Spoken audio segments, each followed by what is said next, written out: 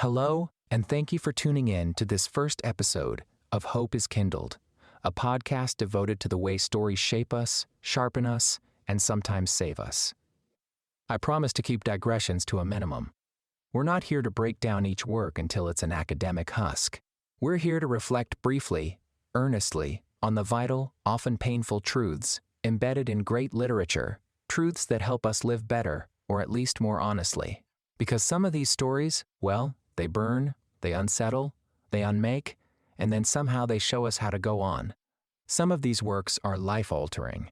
You might pick one up, read it, and find that your perceptions of reality, the way you relate to others, or your very way of thinking will never be the same. But as Rob Zombie once said, art is not safe. And as the bookseller from The Never-Ending Story might agree, some of these books are not safe either. This is what makes truly good writing so important. It possesses the power to change perspectives, and thereby to change the world. There is no substitute for reading them yourself. I won't capture every nuance, every heartbreak, but I hope to offer something like a spark, a question, or maybe just company in the dark. Today, we begin with Kafka. As Tom Petty so aptly put it, trouble blew in on a cold, dark wind. And my life went to hell for all their own reasons. And one wintry night in February 2021, I thought I'd take another look at Kafka's metamorphosis amidst what felt like the shipwreck of my own hopes and ambitions. I could feel my thoughts turning dark. I started to ask myself, how does one stop such a lurid metamorphosis when dreams fall through? How does one turn back the clock once the ravages of the mind have started to manifest? As I fought to close Pandora's box in those dark and dismal days, I started to view young Gregor Samsa as less sympathetic than ever before. No longer the victim of some perverse accident or some Kafkaesque conspiracy, I instead saw young Gregor's transformation for what it really was to understand. It is important to start with the author himself, with a degree of humility and self-reflection. Born in Prague in 1883, Franz Kafka was a German-speaking Jew in a Czech-speaking world. The son of a dominating father and a frail mother, a man who worked a tedious insurance job by day and wrote feverishly by night, often plagued by illness, guilt, insomnia, and loneliness. Psychological critics have long argued that the metamorphosis is a story of repression, self-loathing, and existential despair. He saw himself as a failure. He rarely finished anything. He asked his friend Max Brod to burn all his manuscripts after his death. Brod, thankfully, refused. Otherwise, we would have lost the trial, the castle, and the penal colony, and yes, the metamorphosis. His father, Hermann Kafka, was a domineering, physically imposing man, a butcher by trade, who left Kafka feeling small, both literally and figuratively. Kafka's relationship with his father was defined by fear, guilt, and unmet expectations. In his famous letter to his father, he wrote, "What I would have needed was a little encouragement, a little friendliness, a little keeping open of my path." Kafka never married. He feared intimacy, but longed for it. He struggled with his health, with tuberculosis, with his heritage, with his sense of alienation. He felt in nearly every setting of his life like an outsider, a man out of joint with the world. Kafka's sense of personal inadequacy and alienation permeates his work. He suffered from lifelong anxiety, depression, and what we might now recognize as complex trauma. He worked an unfulfilling job at an insurance company by day and wrote at night, mostly in secret, plagued by self-doubt. Despite instructing that most of his works be destroyed after his death, Kafka's friend Max published them. This allowed the world to see the brilliance he tried to hide. So, when we open the metamorphosis, we are not entering a random nightmare. We are entering Kafka's own nightmare. In the Metamorphosis, Franz Kafka's most famous work, we meet Gregor Samsa. For those who have not read this infamous tale, Gregor is a traveling salesman who wakes up one morning to discover that he is transformed into a giant insect. The horror, however, is not so much the transformation itself, but what follows. Gregor Samsa, the dutiful son, the exhausted breadwinner, doesn't question why he's become an insect. He simply worries that he's going to be late for work. This reaction is in itself a tragedy, because long before his body changed, something inside him had already been twisted. The transformation is not just physical, it's symbolic. Paul Johnson, in Why Kafka is Not Kafkaesque, argues that Gregor's transformation is a tribute to the power of hate. His desire to be perfect and his inability to fulfill that wish would create a hatred so intense, it warps him in mind and body. In other words, Gregor isn't just a victim. He is a person consumed by self-hatred, by the impossibility of fulfilling both his own expectations and those of others. In this reading, the monstrous insect is not the punishment. It is the truth made visible.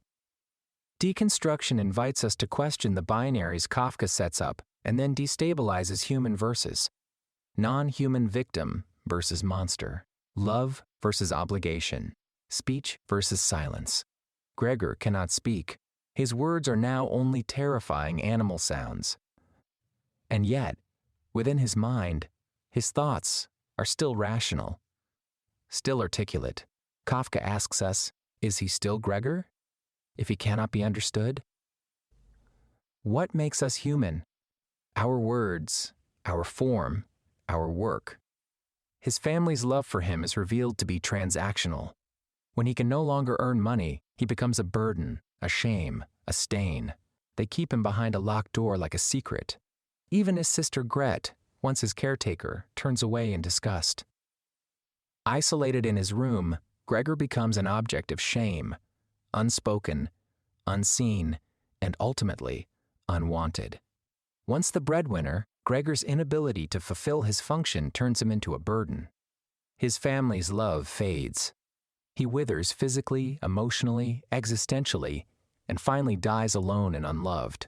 His slow death, a kind of starvation, emotional and physical, brings relief to the family. They go on with their lives lighter now that the burden is gone. That, too, is part of Kafka's horror. Not just the grotesque, but the banal cruelty of survival. And yet, I keep returning to the title of this podcast. Hope is kindled.